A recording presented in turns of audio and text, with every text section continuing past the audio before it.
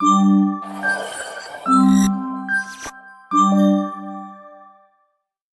everyone, in this quick video I will show you how to send view-once photos on WhatsApp. First of all, open WhatsApp and choose the chat where you want to send the photo.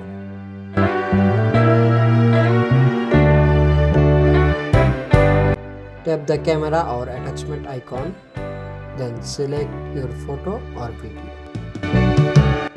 Before sending, look for a small one icon inside a circle next to the send button.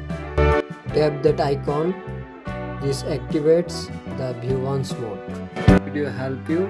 Don't forget to like, subscribe and comment below for more WhatsApp tricks. Tata.